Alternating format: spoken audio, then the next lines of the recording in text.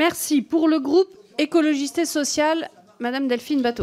Merci Madame la Présidente, Monsieur le rapporteur. Il existe en fait, depuis le Grenelle de l'environnement, un long historique des méfaits, des profiteurs et des usurpateurs des politiques publiques écologiques. On se souvient de la célèbre arnaque à la TVA sur les quotas carbone qui avait coûté plus d'1,6 milliard d'euros. Au quotidien, pour les gens, ce sont des tromperies, des pratiques commerciales abusives, des entreprises qui disparaissent sitôt le premier acompte payé, leurs complices, des banques pourvoyeuses de crédits qui ne sont pas signées dans les règles et qui ont été jugées coupables par la Cour de cassation, et sur MaPrimeRénov', le signalement que vous aviez évoqué pour plus de quasiment un demi-milliard d'euros pour la seule année 2023. Et je déplore d'ailleurs à cet égard le manque d'information du Parlement sur l'ampleur du préjudice subi par l'État. C'est donc dans un relatif désert que les écologistes plaident depuis des années pour une prévention et une répression efficace des méfaits de ces arnaqueurs. Ces agissements portent gravement atteinte non seulement à l'État et aux contribuables, mais ils portent atteinte à la confiance et la dynamique générale de mobilisation du pays, notamment en faveur de la sobriété énergétique. À cet égard, il ne faut pas les qualifier d'éco-délinquants, monsieur le rapporteur. Ce sont des anti-éco-délinquants. Parce que ces pratiques, alors qu'en fait, il y a une appétence pour faire les travaux d'isolation des logements, pour faire l'autoconsommation des énergies renouvelables, perturbent profondément le déploiement de ces politiques publiques. Donc cette proposition de loi est bienvenue. Nous faisons des propositions, notamment sur la prévention qui doit commencer, à nos yeux, par l'interdiction complète du démarchage téléphonique. Je veux avoir, pour finir, un point d'alerte majeur.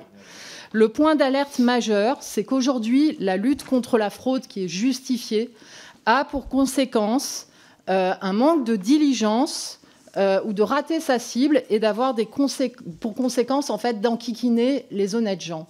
J'imagine que des équipes de l'ANA suivent nos débats. Je les salue.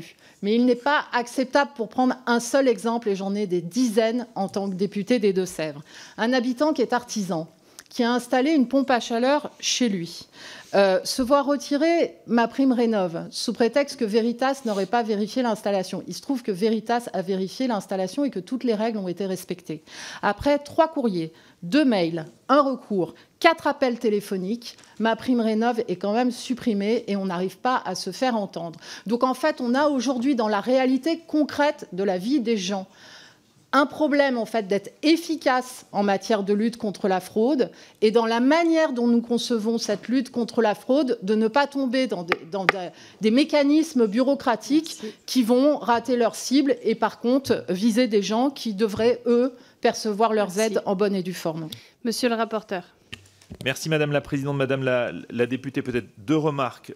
Vous avez raison de souligner que dans la proposition de loi, il y a tout un tas de dispositifs pour lutter contre les démarches commerciales agressives. Et je sais que vous êtes très attaché à cette dimension-là, et je suis persuadé que ce sont souvent les entreprises les moins diligentes, d'une certaine manière, qui sont les plus agressives par téléphone, par SMS, et peut-être aussi en porte-à-porte, j'allais dire. Et donc il y a des évolutions concrètes dans cette proposition de loi. Et enfin, deuxième volet sur lequel j'insiste, l'article 1 qui permet de suspendre les aides pendant 3 mois, il est paradoxalement très protecteur pour le bénéficiaire. Pourquoi? Parce qu'aujourd'hui, l'ANA, de fait, quand il y a des doutes sur MaPrimeRénov', suspend, mais sans aucun encadrement, avec le délai de 3 mois. Là, le délai de 3 mois soit aussi opposable à l'ANA pour que l'administration, dans ce délai-là, elle ait conduit les investigations, lever les doutes, et s'il n'y a plus de doute, verser l'aide. Merci. Pour le groupe démocrate, Monsieur Romain de